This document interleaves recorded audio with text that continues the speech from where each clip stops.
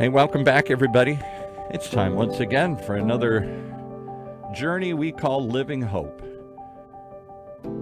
Brought to you by Orange County's only community radio station. And hosted by, well, a woman who's brought living hope for a lot of people over the course of this program in the course of the last 20 years, as she's one of the survivors of this deadly disease, pancreatic cancer, and shares her thoughts and ideas with the world. Like today. I don't know where I'm going with this, Roberta. Help me out I here. was going to say, where are you going, Paul? I have no idea. It's okay. Some days are like that. Some days are like that here. We just kind of wing it, right? That's it. Well, you have a fascinating guest this morning here. I'm eager to hear more about the work that they do. Yeah, thank you. I think he's pretty fascinating, too. I'm really happy that Let's Win referred us and connected us, so thank them for that. Dr. Wadlow is an oncologist at the Inova Schar Cancer Institute, specializing in medical oncology and internal medicine. He's involved in groundbreaking work at the Saville Cancer Screening and Prevention Center and director of the High-Risk Pancreatic Cancer Clinic. Did I get that correct, I hope? You did. That's Inova Schar. Oh, well, sorry. I'm really bad at pronouncing things. I'm surprised I got it right halfway. So thank you for joining us today. We really do appreciate it. And you said in Virginia? Fairfax, Virginia, right outside of Washington, D.C. Oh, awesome. Well, thank you for joining us today. And can you tell us what your connection is, or do you have a connection with pancreatic cancer? I do. Thanks, Roberta. First of all, I'm really pleased to be here. Thank you for the invitation. So I am a gastrointestinal oncologist, and therefore I see a lot of people with pancreatic cancer and other gastrointestinal malignancies, including colorectal cancer, stomach, liver, gallbladder, cancer, esophageal cancer. Pancreas cancer became an interest of mine when my mother was diagnosed with stage 4 disease in 2000, when at the time I was doing my residency in internal medicine at the University of Pennsylvania. She went on to get chemotherapy and lived for a year and a half, and then succumbed to the disease in October of 2001. I finished my residency and then applied for and was accepted into a hematology oncology fellowship at the Dana-Farber Cancer Institute and Massachusetts General Hospital in Boston. And after that, I have done quite a few different things, including laboratory-based research in solid tumor biology, the way different cell populations make up pancreatic cancers, then in clinical trials investigating new drugs for pancreatic and other gastrointestinal malignancies, and more recently in screening patients that are at higher than typical risk for pancreatic cancer. Are you comfortable talking about your mom a little bit more, or would you prefer not to? No, I'm very comfortable speaking about her. My mother, Emily Couric, was a state senator from Virginia. She grew up in Northern Virginia here, went to Yorktown High School in Arlington. I still meet people who knew her or even went to high school with her.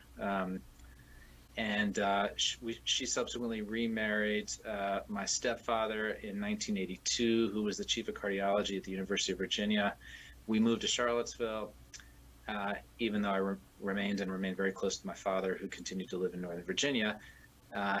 And my mother then went into school politics. She was the chairwoman of the Charlottesville City School Board, handed me my high school diploma when I graduated. And she was also a writer about the legal profession. She was not a lawyer herself, but she wrote several books about trial lawyers and divorce lawyers. And she subsequently decided to run for office in 1996. She ran for state senate, and she unseated the Republican incumbent and was reelected to a second term, and was serving as the state's Democratic Party chairwoman when she was diagnosed with pancreatic cancer, and was also running for lieutenant governor at that time. While she was treated, she never missed a vote. In session in Richmond, she would go over to MCV, Medical College of Virginia, and get intravenous fluids when she was dehydrated from chemotherapy. But she did have to drop out of the race for lieutenant governor, and Tim Kaine took over, and he and Mark Warner won, and then Tim Kaine went on to be Hillary Clinton's running mate. in the presidential election and is still a U.S. Senator from Virginia. So many people feel that my mother would have been the first woman governor from Virginia. Oh wow, that would have been amazing, right? Did your mom have any symptoms, or how was she diagnosed with pancreatic cancer?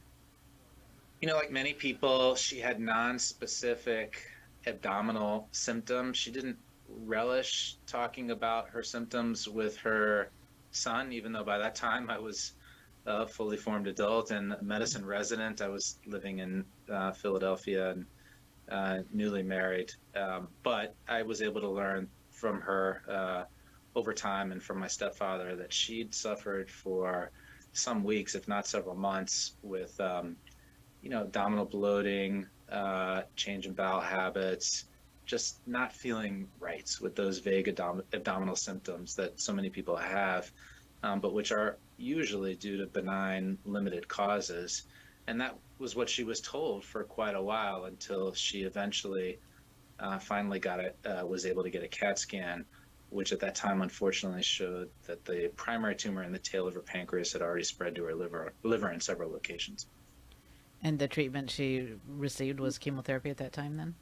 She had multi-agent chemotherapy with many of the same drugs that we are still using today, almost a quarter century later. Would you say much has changed or not much has changed since your mom's diagnosis? I think it depends on how you define much and not much. The median survival, all comers for pancreatic cancer at that time was less than 5%. It's now 13%, pretty modest improvement, but substantial for nonetheless. And she, although she was treated, as I said, with many of the same drugs that we use today, we have made progress in terms of understanding the genetic and molecular underpinnings of pancreatic cancer. In 2000, there was no comprehensive molecular profiling, which now is the standard of care for all patients with advanced pancreatic cancer.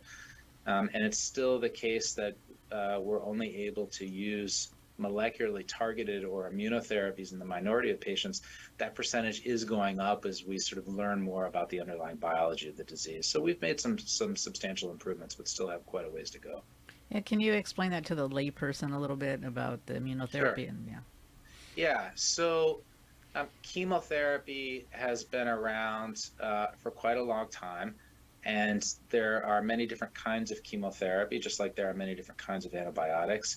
And the ways in which chemotherapies were put together and used in different recipes, if you will, for different cancers was largely derived empirically on the basis of clinical trials that at one time were basically solely conducted by the National Cancer Institute and the National Institutes of Health. And they sort of have a legacy, and they work by poisoning the mechanisms cells use to divide their DNA and make copies of themselves. They have toxicities, however, because we have normal cells in our bodies, like the cells that give rise to our hair follicles, our blood from our bone marrow, the lining of our gastrointestinal tract, that also are dividing, and therefore we get the classic toxicities of chemotherapy, including nausea, vomiting, diarrhea, mouth sores, hair loss, and low blood counts.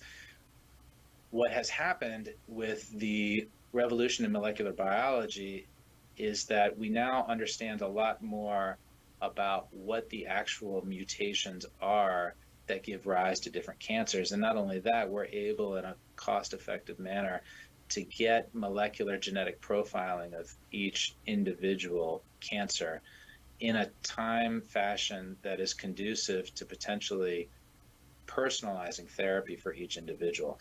The problem has been that cancers often, and pancreatic cancer is notorious for this, are incredibly complex in multiple ways. And one of those ways is in which there are many different mutations, and it's not at all clear in many cases which mutations are driving the cancer. And even when we know, it's been very difficult to develop drugs which knock out the proteins that are encoded by those mutations. So that's what we call so-called targeted therapy. When we take a tumor from an individual, we profile it, we find mutations in that tumor, we understand that one of those mutations is sort of like an Achilles heel driver of that tumor, and we have a drug that can knock it out. It's typically not a cure, but it often can substantially reduce the amount of cancer somebody has and prolong their life in a meaningful way. More recently, immunotherapy has come onto the scene as a way in which to tip the balance, the battle between cancer and the immune system back in favor of the immune system. So one of the ways in which cancer becomes cancer is by learning to disguise itself from the immune system. So we all, as we age, our cells are constantly, when they divide, there are errors, but we have sort of housekeeping systems that go through and clean up those errors so that we're not getting cancer all the time. Occasionally, those errors are not fixed and a cancer develops. But one of the things that has to happen again is that the immune system has to be tricked into thinking that this is a normal part of your body and should not be eliminated. Immunotherapy really developed based on some seminal discoveries by several people, in which it was learned that if we give drugs that sort of one common analogy used is disable the brakes that have been engaged by the cancer system, so reawaken the immune system, it will attack the cancer and sort of re-recognize the cancer as foreign and eliminate it. Of course, that sounds very nice in concept, and it works quite well in a variety of cancers, but in pancreatic cancer, it's been very difficult for reasons which I'm happy to go into, but that's an ongoing area of research. I was just going to ask you the reasons because I know it is a very difficult cancer. So could you please explain that to us then? Sure, yeah. So these immunotherapies are, for the most part, antibodies that block braking mechanisms on immune cells called cytotoxic T cells, which are the cells that bind to foreign proteins or so-called antigens, whether they're from bacteria or tumors, and target those proteins for elimination by other parts of the immune system. For these antibodies that disable the brakes to work, the immune system sort of, using the braking analogy, the immune system car or vehicle has to be in the vicinity of the tumor. If you're giving a drug to disable the brakes on something that's not anywhere close to the scene, then they don't work. And so tumors are often thought of as being immunologically hot or immunologically cold. Hot tumors are tumors where T cells are in the area, they just can't quite do their job. They're losing the battle. And a switch in the right direction can sort of tip the scales back in the favor of the immune system. But if they're not there, as in the case of immunologically cold tumors like pancreatic cancer, those brake disablers, or what are called checkpoint inhibitors, are not sufficient to tip the balance back in the favor of the immune system. So the trials that are ongoing are looking at ways to get these immune T cells to traffic to the cancer so that these checkpoint inhibitors can work more effectively. And you have clinical trials going on right now for that? We do. There are clinical trials going on at cancer centers around the world, certainly around the country, at our institution and other institutions with whom we partner. And for the clinical trial, how long is the clinical trial, or does it vary? Depends on the specific clinical trial. So there are many different clinical trials, many different ways in which this strategy of immunotherapy combinations or immunotherapy combined with new targeted therapies are being investigated. So it really depends on the details of the trial. Typically, when a patient is diagnosed with pancreatic cancer, if they are in an area where trials are not available, what I always counsel people to do is to make sure they're linking with one of the national organizations like PanCan or Lustgarten or any of the different organizations that can help those patients identify clinical trials that might be appropriate for them. Thank you. That was the next question I was going to ask you, because I know when you Google clinical trials, I mean, there is a government website as well, but it's so difficult. It's, and you just look at it and it's just like you don't even want to do it. You want to kind of give up. So I'm glad there's places out there they can go to and kind of take that off the plate and make it a little bit easier. Exactly. As far as what is PRECEDE, I hear a lot about this, but what is that exactly? So thanks for asking. PRECEDE is the Pancreatic Cancer Early Detection Consortium. PRECEDE was started in 2018 by a group of like-minded investigators. The original institutions included New York University, in Manhattan. And the basic premise was to collaborate, to agree to share data, to start a registry trial in which individuals at increased risk of pancreatic cancer, either because of a family history or a genetic predisposition or both, could be screened, and we could learn better ways to find pancreatic cancer before it made people sick, like it made my mother sick, and at an earlier, much more curable stage. And so what would be their basic goal then is just to share this information and get it out there to all the other scientists and researchers?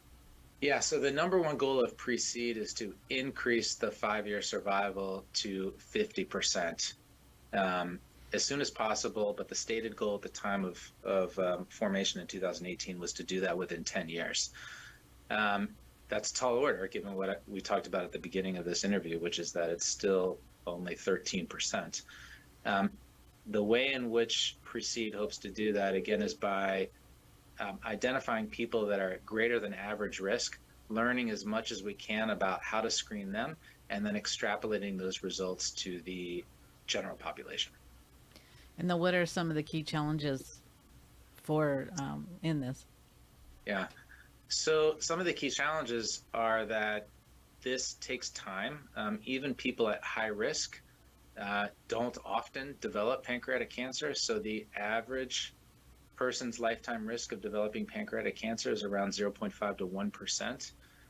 Some of the high risk populations that are more common, like for example, people with mutations in genes like BRCA1 and BRCA2, still only have a lifetime risk in the neighborhood of 5%. And so most of them will still not develop pancreatic cancer. Other people at high risk include families where there are at least 2 first-degree relatives who've developed pancreatic cancer. Many of them have negative genetic testing, so we need to understand what it is that genetically is causing the increased risk in those people. But a challenge has been getting a study that's large enough so that we can identify enough people with pancreatic cancer, hopefully at a point that's early enough in time where we can cure them, prove that screening actually saves lives, and then learn more about tailored screening strategies. For example, who really needs to be screened versus who's in a high-risk group but really doesn't need to be screened. And then, of course, right now, we need more effective and cost-effective screening strategies. So the screening strategy that's used today is abdominal MRI, typically alternating with endoscopic ultrasound. Neither of these are easy or cheap tests. So a lot of work is going into identifying blood tests, which of course would be a lot easier, a lot more cost-effective. What are some other high-risk individuals? What would that include? So I touched briefly on familial pancreatic cancer, which is the name of the syndrome where if you have a first-degree relative who's been diagnosed with pancreatic cancer, and that individual in turn has at least one first-degree relative, so a parent and a grandparent, or a parent and an aunt or uncle are the same side of the family, or a parent and a sibling, you are defined as being at high risk because of this syndrome of familial pancreatic cancer. PRECEDE is defining that as also requiring negative genetic testing, so we don't understand what the genetic basis of that familial transmission is. That's a very high-risk group. Other high-risk groups are people with known mutations, so we talked a little bit about BRCA1, BRCA2. There's also PALB2, which is known for increasing the risk of breast and ovarian cancer. And there are about 8 or 10 other genes that have been associated with an increased risk of pancreatic cancer, some of which have a very high risk. For example, a gene called CDKN2A, which is also associated with familial melanoma. And there are other syndromes as well. So identifying those people and really targeting them for pancreatic cancer screening is the main initiative of PRECEDE. If somebody does have the familial connection, when should, like, their children or their siblings, when should they be tested? Or should they be tested? Yeah, so the recommendations right now are that anyone with a family history of pancreatic cancer and a first or even a second-degree relative should receive genetic counseling and consider genetic testing to understand whether or not they may be a mutation carrier. In terms of screening, there are different guidelines. The guidelines that are most commonly used are the National Comprehensive Cancer Network guidelines, NCCN, and then the CAPS guidelines, the Cancer of the Pancreas Screening Guidelines. And those guidelines basically are founded on data showing that screening can be effective and expert opinion in patients with either meet those criteria for familial pancreatic cancer. So again, a first degree relative who in turn at least has a first degree relative, or they have either one of the very high risk genes like the CDKN2A that I mentioned, or another one is called SDK11, or they have one of the lower risk genes. When I say lower risk, I mean lower than those genes, but still higher risk than the average population, like BRCA1 or BRCA2, and a family history in at least one or second degree relatives. So it gets a little bit confusing, I think, for some people, Roberta. Sometimes it takes a while for me to say it, so that's understandable. What I tell folks is that if they have someone in their family who's been diagnosed with pancreatic cancer, they should really seek to understand and potentially get genetic testing. That's the first step. And then they should have a conversation with their doctors or somebody who is involved in the field to discuss whether or not screening is indicated and appropriate for them. So would they get that information maybe from their general practitioner, or do they need to see a specialist?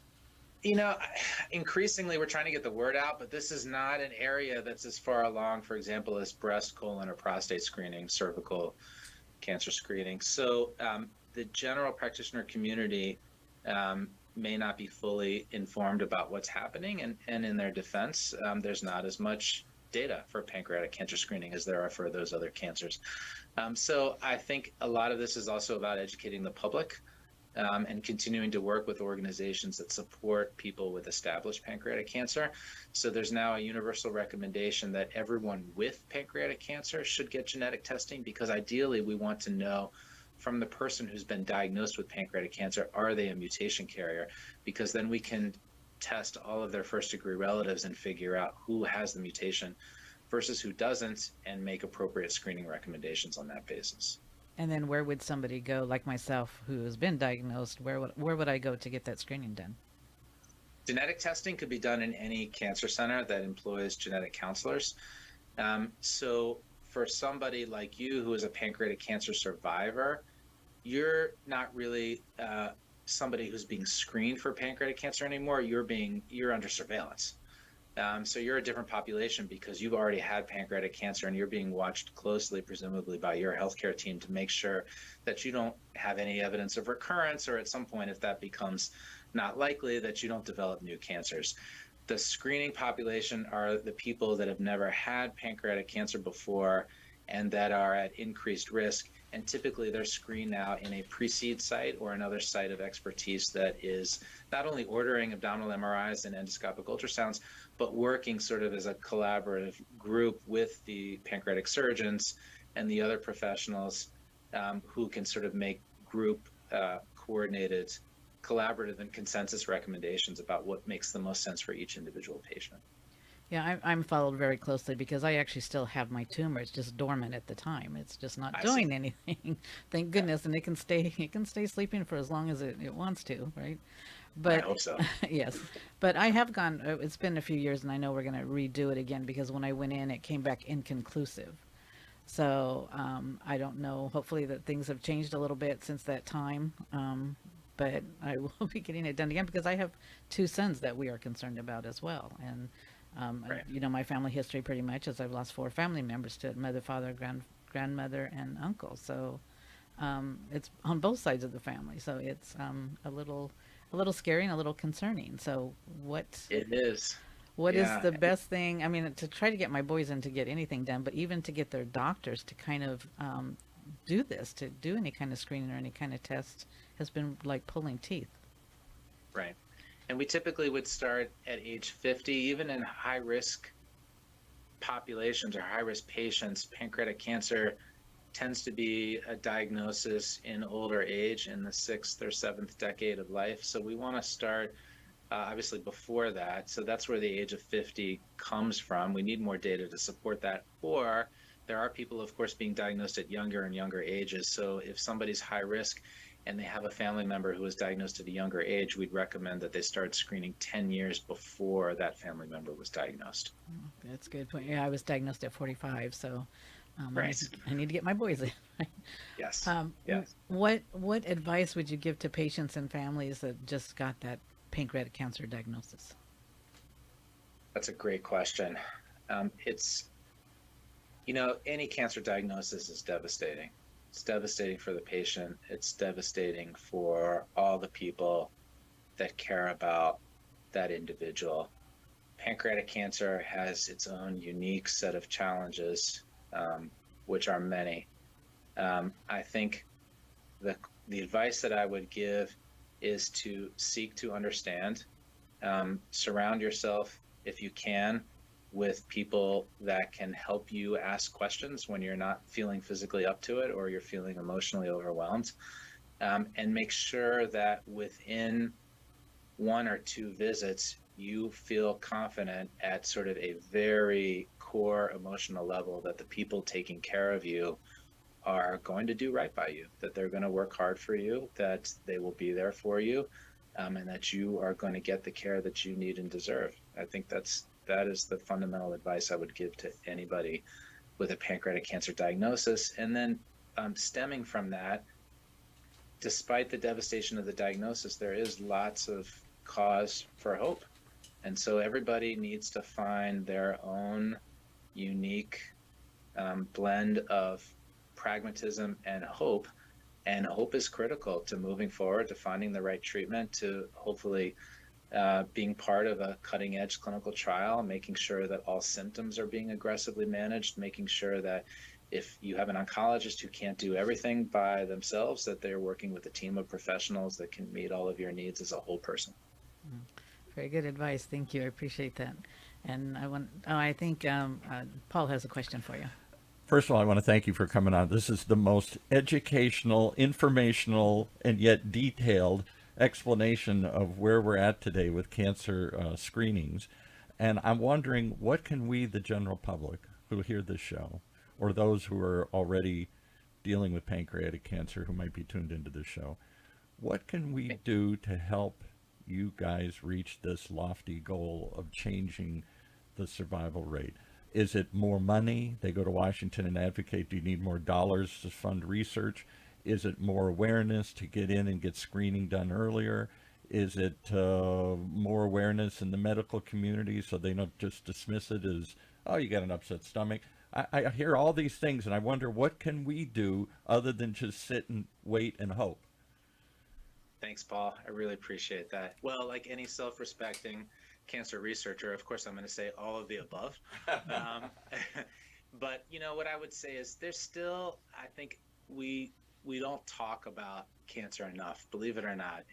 We're doing a much better job than we did a generation ago, but there are still many, many families where we don't really understand our own family history. And I think it's because it's painful. And people don't always like to talk about what happened to, the grandparents or their parents or what the family history is. But knowing your own family history, asking questions, making it acceptable to sort of seek help when people have symptoms.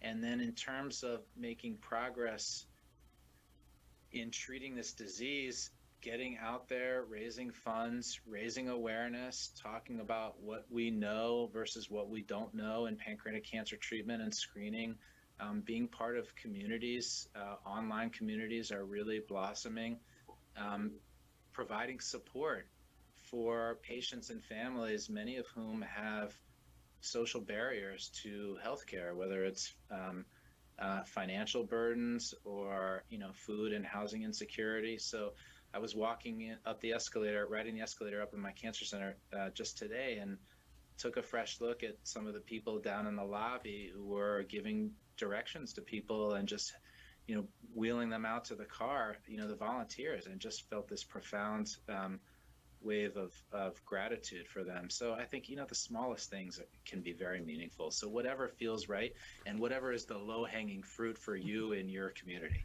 And of course, we need to add and tune into this podcast. And tune into this podcast. Right. Exactly. Absolutely. Thank you for that. I appreciate that.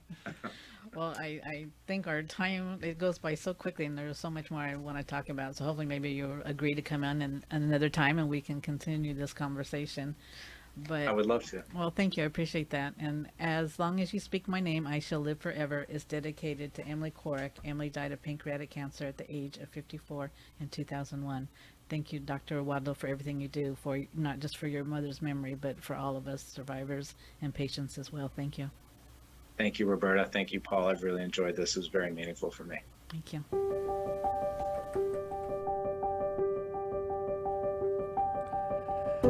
Well, there you have it. One more reason to tune in each and every time to this journey we call Living Hope, a weekly program designed to provide hope, inspiration, and education for those living with pancreatic cancer, sharing the real-life stories of those really affected by this deadly disease and how they deal with it on a daily basis. And if you'd like to share your story or have some other information you'd like us to broadcast, please contact us here at the station. And if you or anyone you know needs immediate help, lots of organizations we rattled off. Some of them, let's mention one more, letswinpc.org. Lots of places to go seek help, seek counseling, seek support, and seek information like this. Thank you so much. We hope you'll join us again. And most of all, share this with somebody you love. And come back and join us next time on Orange County's only community radio station, OC Talk Radio. Streaming live from our studios here at the University of California, Irvine's Beale Applied Innovation Center.